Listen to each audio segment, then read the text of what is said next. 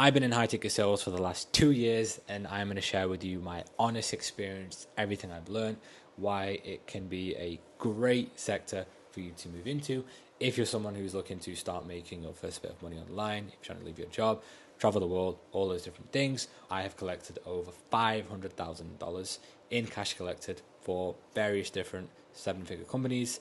In that time, I've also been able to go from, working a normal job, just in retail, to being able to actually travel to many different countries, see the world, spend time with the most amazing people, and make a fuck ton of money online. There's always that first phase that you go through, right? Whenever you want to start making money online, the very first thing you ask yourself is like, what's the vehicle? What I did was I actually spent a whole year finding what that one thing was. I watched all of the top guys on YouTube. I watched like Iman Gachi, I watched Hamza, and I studied like all these different business models. I in fact even tried many of them. I did dropshipping for like one day, right? It doesn't really count. I then ended up purchasing Andrew Tate's Hustlers University. I realized that copywriting was a skill that they was teaching in there. Copywriting is the art of being able to make money with words. And I saw copywriting and I was like, this is the one. This is it for me. I'm going to be a copywriter for the rest of my life. I got into copywriting and I realized, shit, I don't know anything about copywriting. I've never ever sold anything with my writing.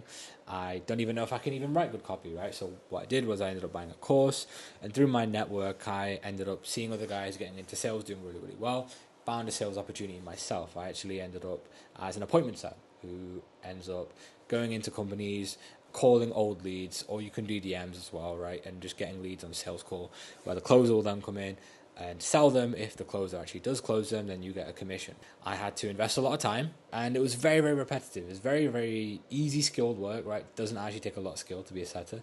I had to always just be on the ball with things, right? Always be on the ball, always be on my phone, always be on my computer in case anything happened. Because as a setter, you're the guy who's throwing the ball.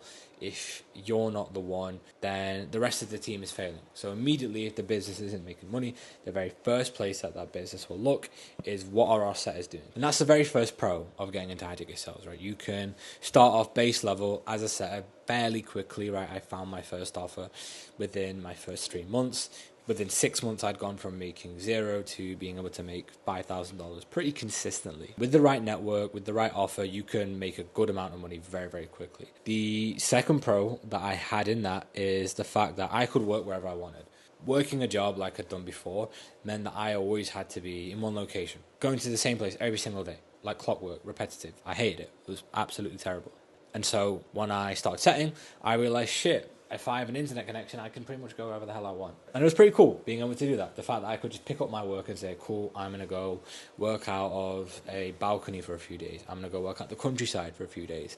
I can book an Airbnb wherever the hell I want, and no one can say anything to me because I'm still getting shit done. When you're a closer and you get really, really good, that has a knock-on effect on everything. Because to be like a good closer, in my mind, you have to be able to not just speak better than everybody else.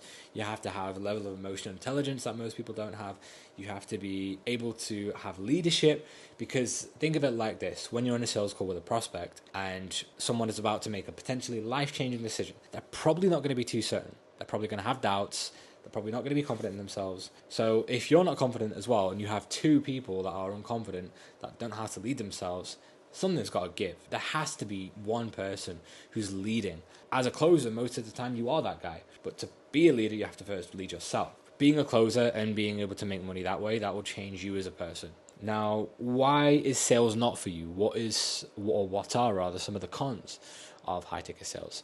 Biggest one for myself is the fact that it's not as consistent as everyone tells you. I control the outcome of what happens here. But at the same time, not every single month is great, lead volume wise, right? Because businesses, they're always up and down. So when most closers tell you that they're doing like these 20, 30, 40, 50K months, how many months do I ask, right? Because most of the time you can have a very, very, very good month, right? Do like 50K, 40K, 30K, 20K even. And then next month go back to making like 11K.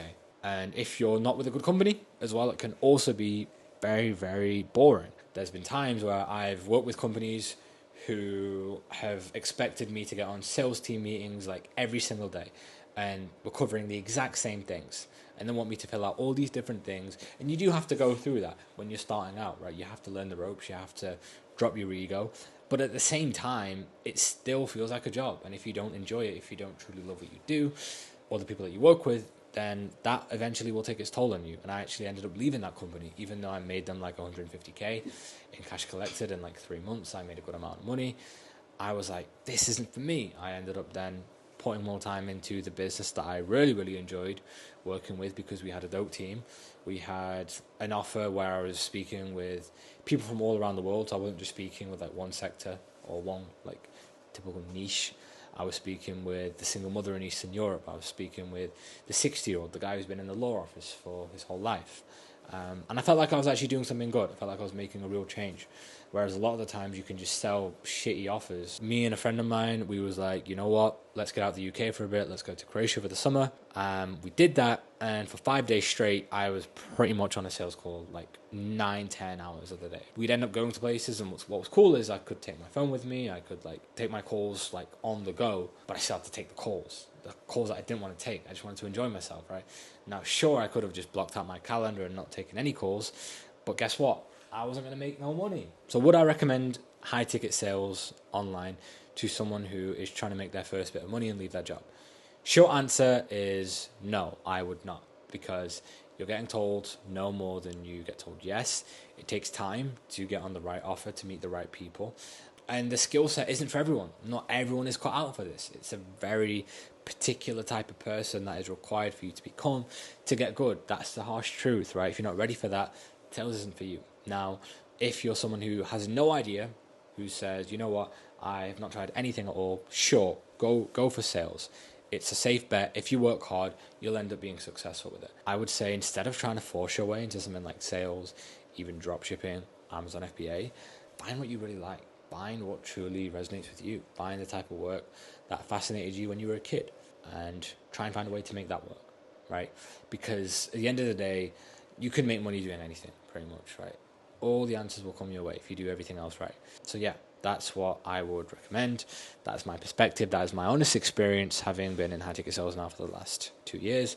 My plans moving forwards are I want to start branching out my skill set, right? I want to do more things like doing piece to camera content, talking on YouTube, growing my social medias, and also doing more like managing, more like working and growing a team and training people, training businesses, how they can do the same.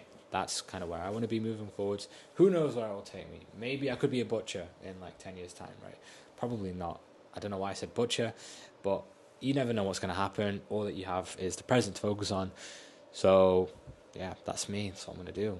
Stay out here, keep living, keep doing your thing, and we'll chat again soon.